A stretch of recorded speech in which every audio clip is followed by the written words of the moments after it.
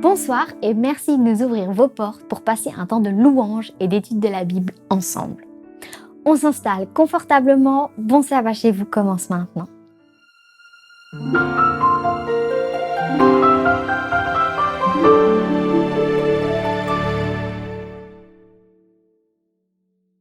Depuis la création de la Terre, Dieu nous lance chaque samedi une invitation à faire abstraction de toutes nos préoccupations pour nous concentrer sur notre relation avec lui. Depuis la création de la Terre, chaque matin, Dieu renouvelle ses bontés et chaque sabbat, c'est l'occasion d'une bénédiction spéciale. Alors que nous nous apprêtons à la vivre, entamons un chant de louange en l'honneur de celui qui sans cesse nous bénit.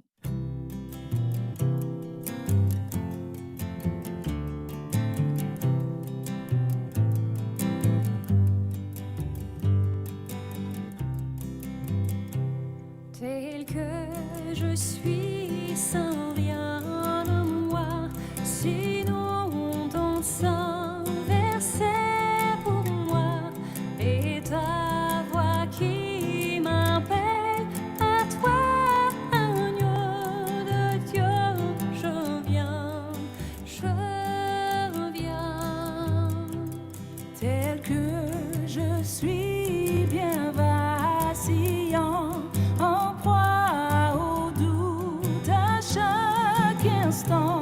Lutte au dehors, crainte au dedans, agneau de Dieu, je viens, tel que je suis, ton cœur est prêt à prendre le mien tel qu'il est, pour tout changer, sauver.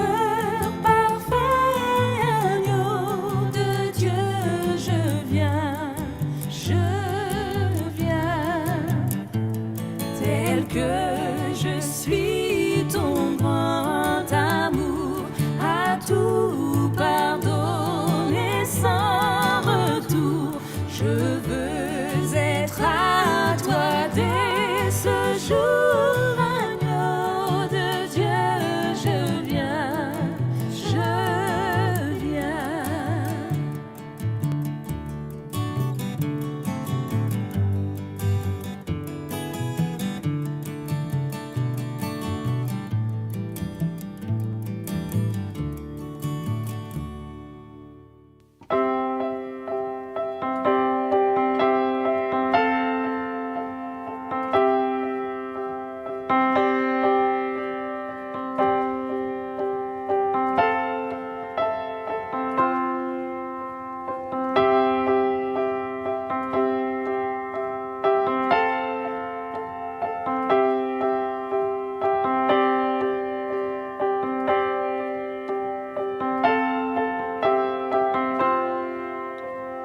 Viens, ne tarde plus, adore. Viens, ne tarde plus dans ton cœur. Viens, tel que tu es, adore. Viens, tel que tu es, devant ton Dieu.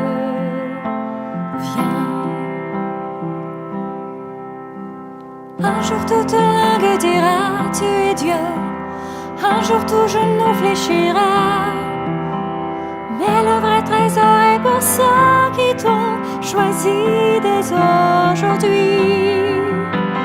Un jour toute langue dira tu es Dieu, un jour tout genou fléchira, mais le vrai trésor est pour ceux qui t'ont choisi dès aujourd'hui. Viens, ne tarde plus, adore. Viens, ne tarde plus dans ton cœur. Viens, tel que tu es, adore. Viens, tel que tu es, devant ton Dieu. Viens.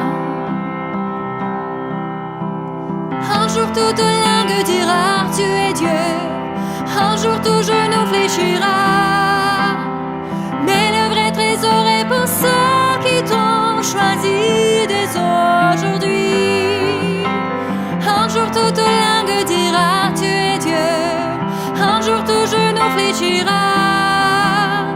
Mais le vrai trésor est pour ceux qui t'ont choisi dès aujourd'hui. Viens, ne tarde plus, adore. Viens, ne tarde plus dans ton cœur. Viens, tel que tu es, adore. Viens, tel que tu es devant ton Dieu.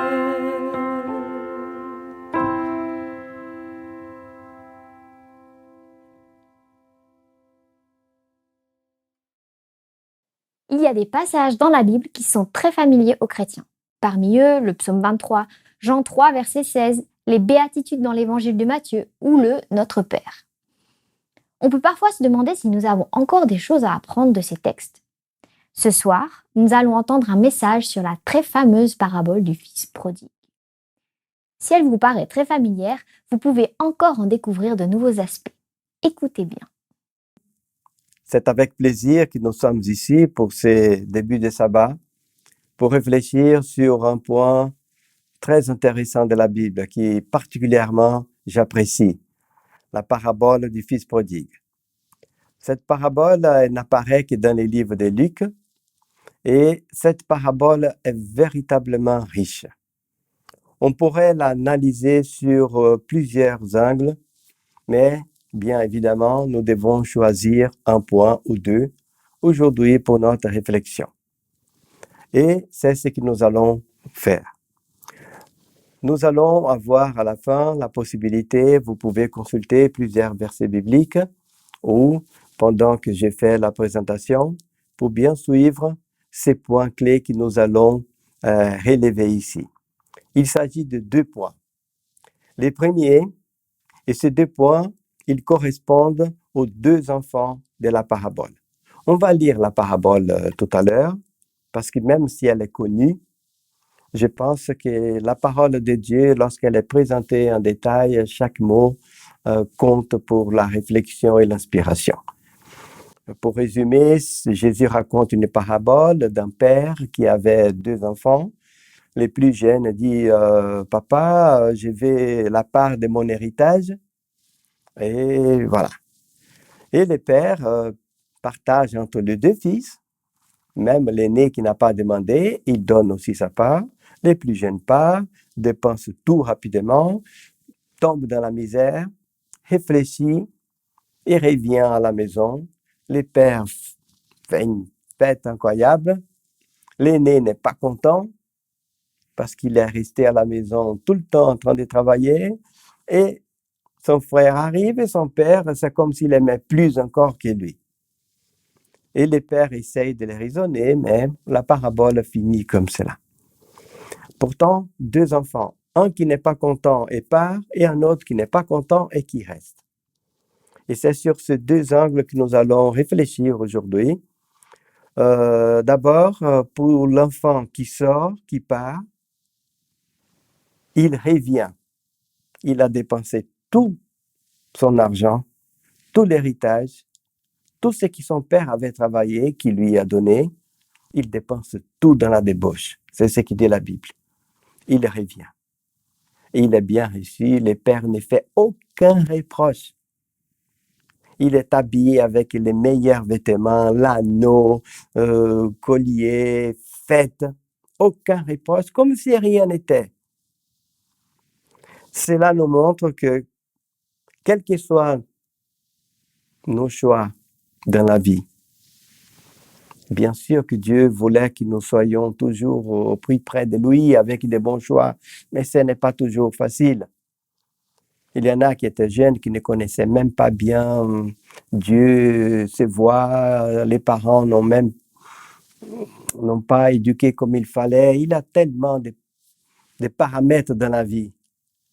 Et beaucoup tombent dans la disgrâce, dans des mauvais choix.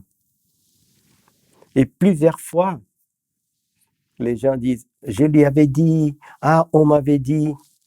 Alors, premier point que nous voulons relever ici avec la lecture des versets pour notre bonheur, parce que nous sommes en train d'entrer dans les jours du Seigneur, du repos, pour notre bonheur, quels que soient nos choix, nos erreurs, nous pouvons venir à Dieu et il ne va pas nous faire de reproches. Nous l'avons déjà réussi, nous avons déjà souffert par certains choix qui n'ont pas été bien. Dieu n'a pas besoin de rajouter. Il va nous aider. Premier point, jamais avoir peur de venir au Seigneur. Deuxième point, ça se réfère au fils aîné. Il faut apprendre à aimer les autres. Parce que les fils aînés, comme nous allons voir, ils ne savaient pas ce que c'était l'amour. Il va dire à son père, moi j'ai travaillé pour toi, moi je suis resté à la maison, moi j'étais bien. Et tu ne m'as pas aussi bien traité que ces fils-là qui a dépensé tout ton argent avec des prostituées, c'est les termes qu'il utilise. Et toi, tu lui fais une fête. Et pas moi. Vous voyez combien de moi, je t'ai servi, moi. Et j'aimerais quand même pour la réflexion, parce que chaque fois que je parle pour moi aussi. Tout n'est pas parfait dans ce monde après l'entrée du péché. Non, tout n'est pas parfait. Mais le simple fait de connaître Dieu, d'être avec lui, de pouvoir prier, d'avoir nos frères, nos sœurs de l'Église qui prient et qui pensent pour nous, d'avoir l'espoir, de savoir que nous sommes déjà dans la vie éternelle. Oui, nous habitons encore sur cette planète, mais nous sommes déjà sauvés. Il faut vivre cela.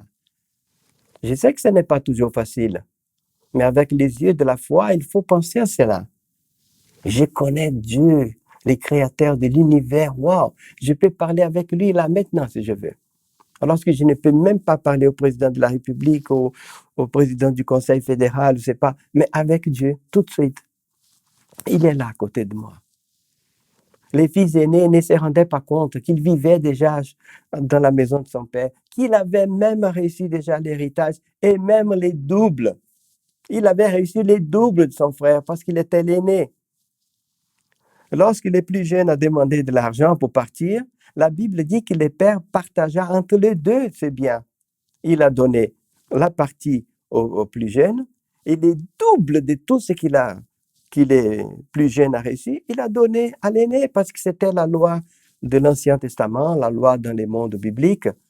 Parce que comme c'est là, si l'un des frères tombait dans la misère, l'aîné avait de quoi les aider. C'est pour ça qu'il gagnait toujours les doubles. C'est pas parce que les pères l'aimaient plus. C'est une sorte d'assurance vie pour les autres membres de la famille. Pourtant, il vivait avec son père, il avait les doubles de l'héritage déjà, et il n'était pas content parce qu'il ne connaissait pas le véritable amour. Il devait être content pour son frère qui arrive, content pour son père. Mais je sais que ce n'est pas facile. Selon la parabole que Jésus nous raconte ici, Jésus nous provoque.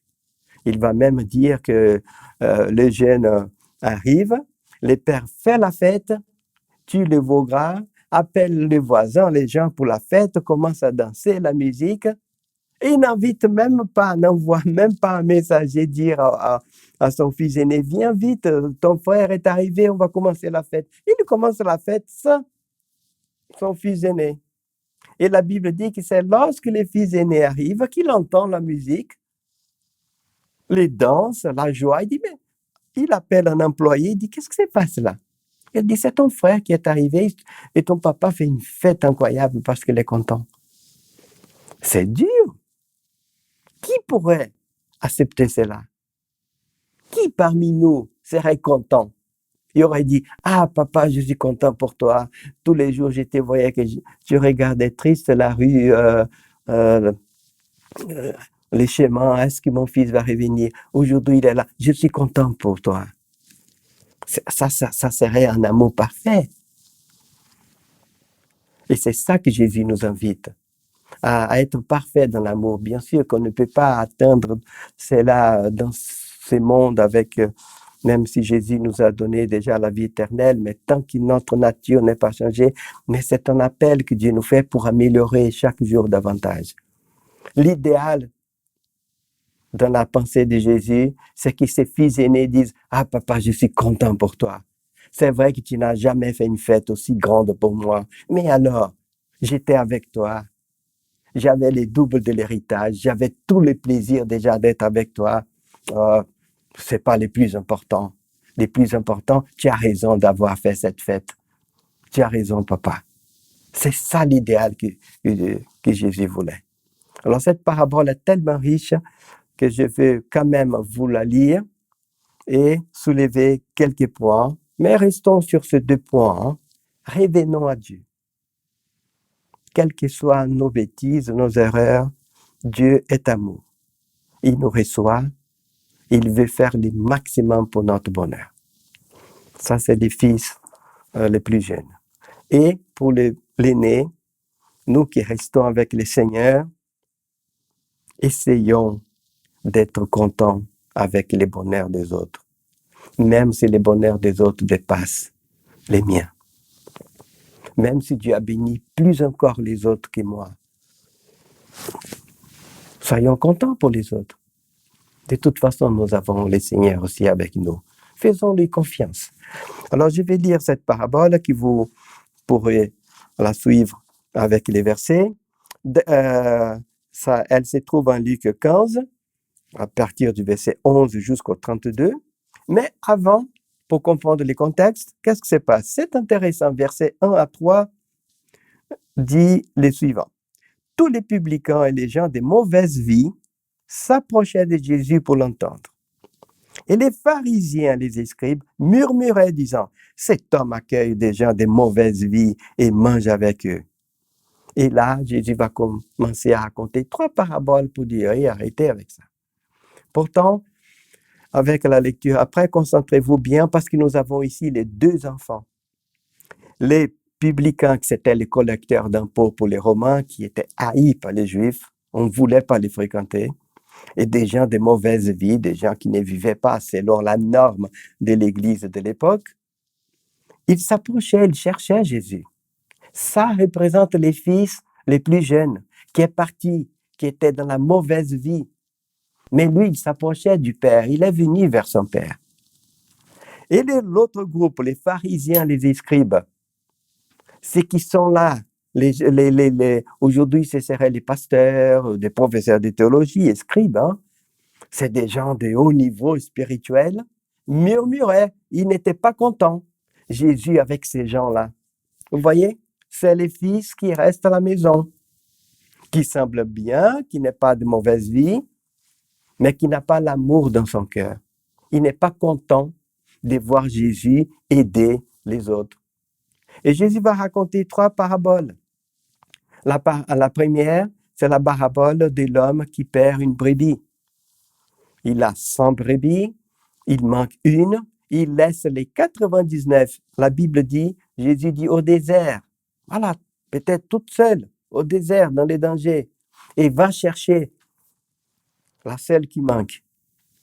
Et quand il la retrouve, il ne tape pas sur ses petites fesses pour dire « Qu'est-ce que tu fais là? Viens avec un bâton. » Non, il met les détails. Il met la brebis sur ses épaules et il la transporte. Il est tellement plein de joie qu'il fait une fête à la maison pour dire à ses amis « Ah, la brebis que j'avais perdue, enfin, je l'ai retrouvée. » Et la Bible dit, Jésus finit cette parabole pour dire qu'il y a plus de joie au ciel pour un pécheur qui se répand que pour 99 qui n'ont pas besoin. Ça ne veut pas dire que Dieu n'est pas content avec les justes, bien sûr. Mais il est super content pour celui qu'il tenait comme perdu. Je vais vous donner un exemple tellement simple que quand vous avez un téléphone aujourd'hui qui tombe en panne, qui tombe par terre, qui se casse, que vous devez le réparer, que vous passez une journée ou 2, oh là là, son téléphone, s'il a un problème, aussi l'électricité, une panne d'eau, une panne d'ordinateur. Lorsque c'est votre téléphone, votre ordinateur réparé, oh quelle joie, vous aimez, vous nettoyez votre votre téléphone, vous lui donnez plus de valeur encore. Alors que s'il n'était pas cassé, vous n'aurez pas aimé autant ce téléphone. C'est juste un petit exemple. C'est psychologique. Il pensait que cette brebis était perdue et la joie est plus grande. Après, il raconte une deuxième parabole. C'est une femme qui avait 10 petites monnaies, peut-être une femme pauvre. Elle perd une monnaie. Elle va balayer, c'est sa faute qu'elle a perdu. Elle va balayer, elle cherche derrière les meubles, elle trouve. Elle est tellement contente qu'elle dit à ses voisines, « Ah, j'ai trouvé ma monnaie. » Aujourd'hui, ça serait ridicule. Mais lorsque les gens sont très, très pauvres, voilà. Elle trouve sa monnaie, elle est toute contente, elle la partage avec les autres cette joie. Et la troisième parabole, c'est celle du fils prodigue, qui est la plus complète. Pour montrer à ces gens-là, Jésus est surtout en train de parler aux pharisiens, aux gens de l'Église, qui se disent bien, qui sont avec Dieu. C'est à ces gens-là que cette parabole est dirigée. Et ces gens-là représentent les fils qui sont restés à la maison, qui n'étaient pas contents avec les retours de l'autre.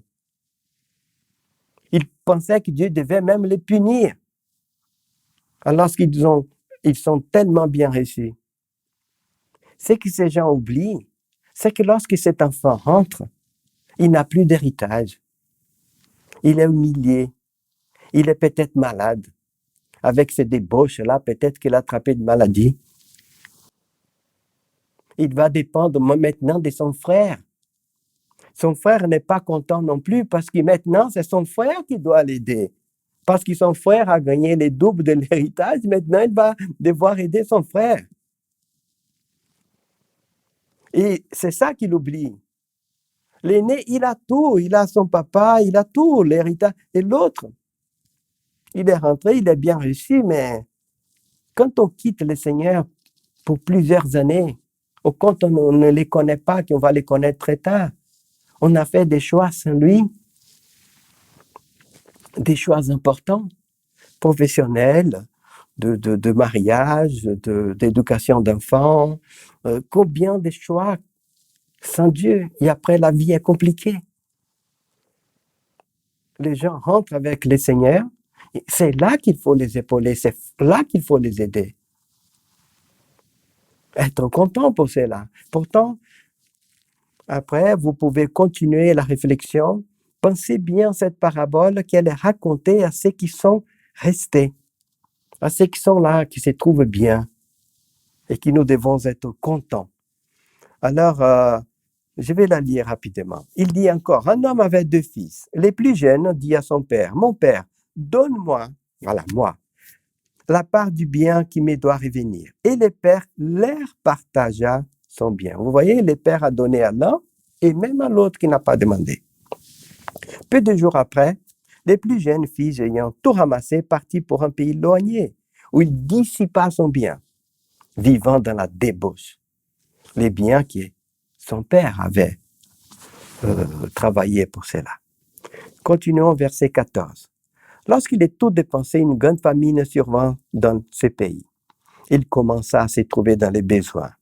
Il alla se mettre au service d'un des habitants du pays, qu'il envoya dans ses champs garder les pourceaux.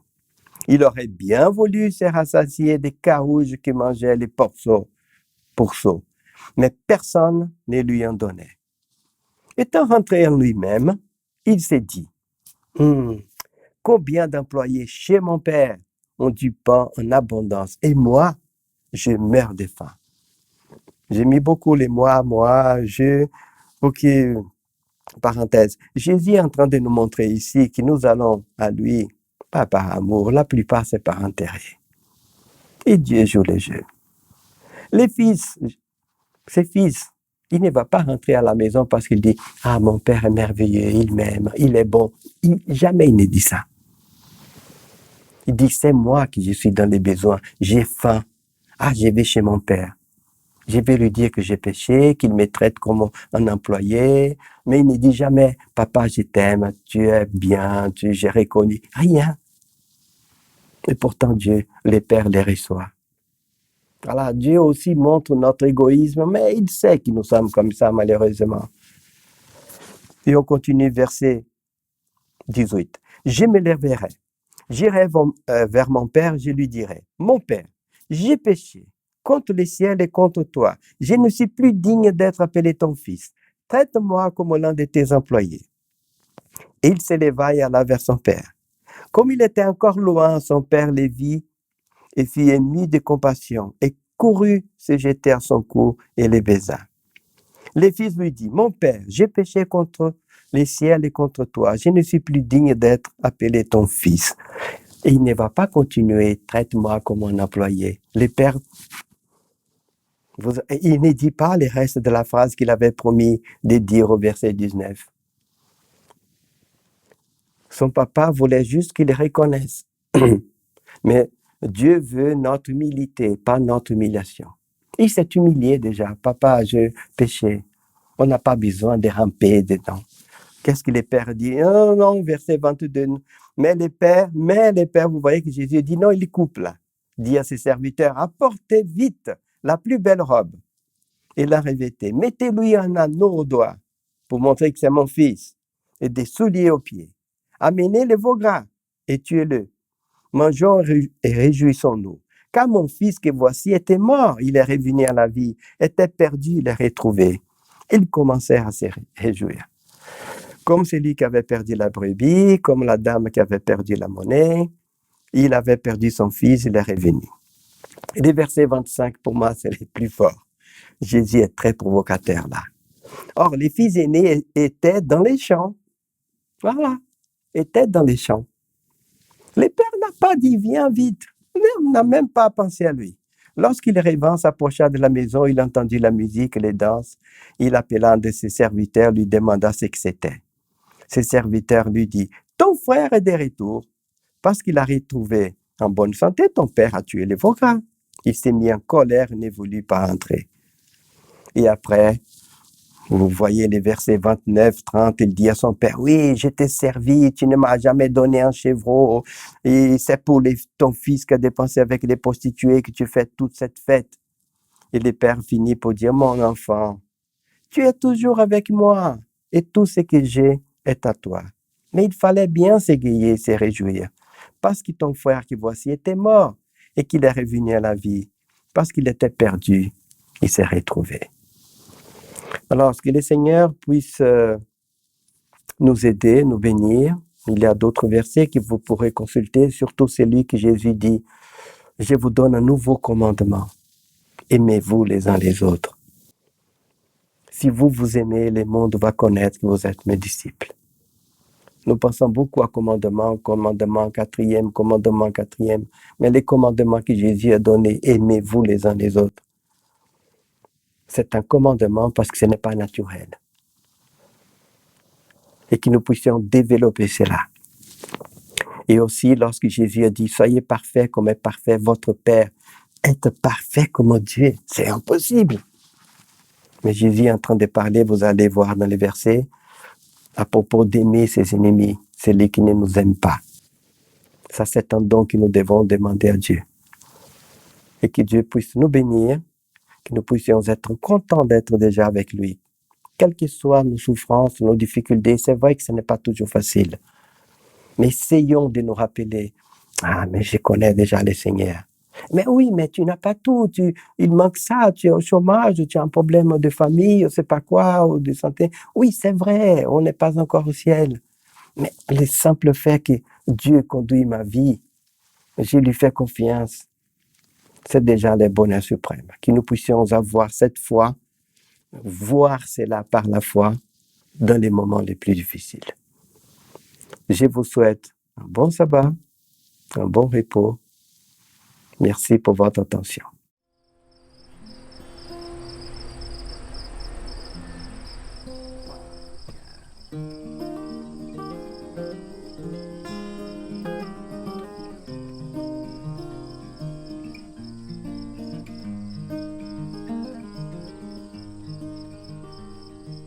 Entre tes mains, j'abandonne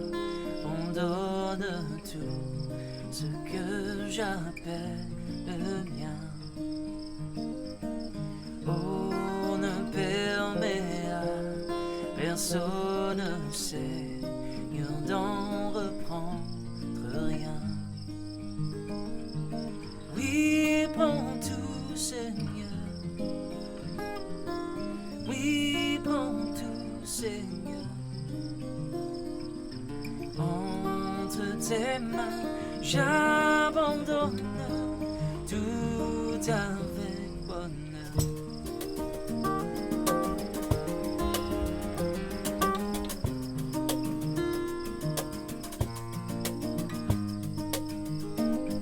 Non, je n'ai pas peur de te suivre sur le chemin de la croix. Car c'est pour toi que je peux vivre, je connais, j'aime ta voix. Oui, prends tout, Seigneur. Oui, prends tout, Seigneur. Sans rien garder, je te livre tout avec bonheur.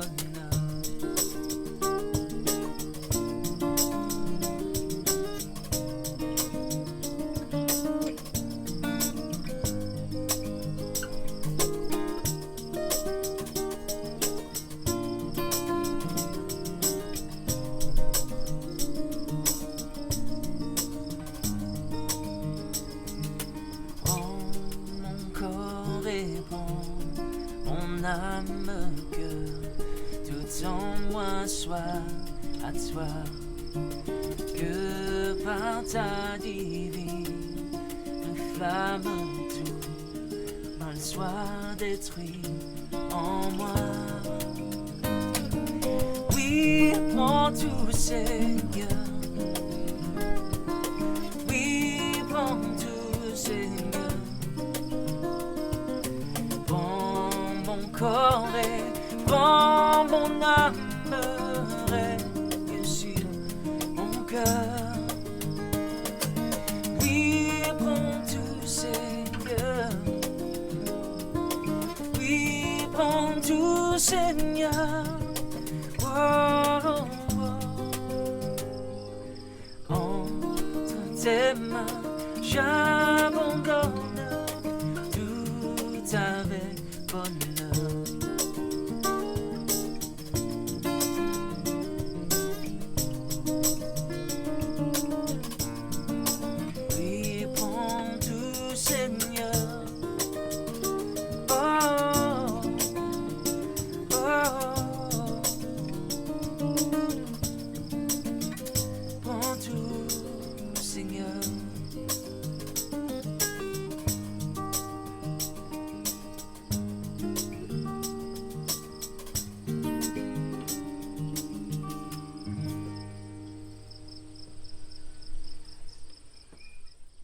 Merci de nous avoir accompagnés pour ce début de sabbat. Nous espérons que ce message vous a fait du bien. N'hésitez pas à partager cette vidéo avec vos amis qui en auraient peut-être besoin. J'en profite pour remercier ce soir tous les dons reçus pour soutenir le travail du Centre Espoir Média.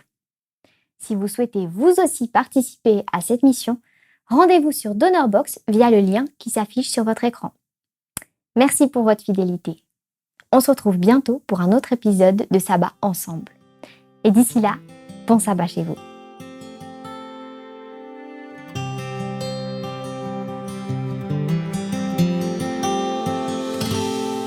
Souviens-toi du sabbat pour le sanctifier, car en ce jour, Dieu nous invite à venir le rencontrer dans son amour pour mieux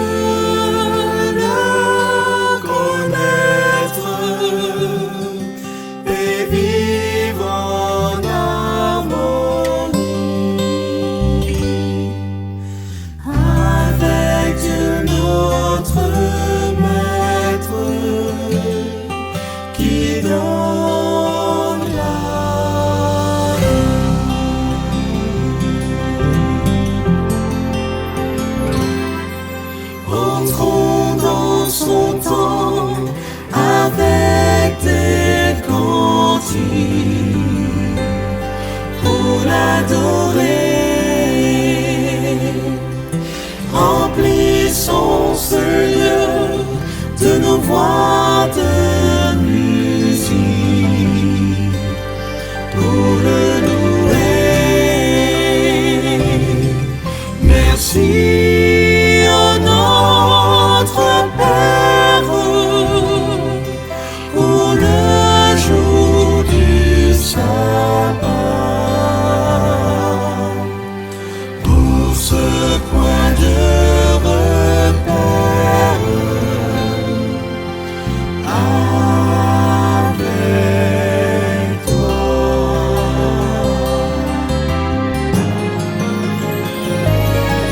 Souviens-toi du sabbat pour le sanctifier, car en ce jour,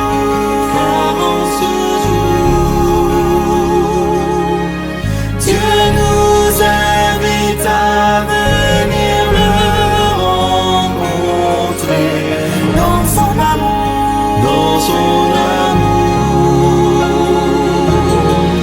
pour mieux le connaître et vivre en harmonie avec Dieu notre Maître.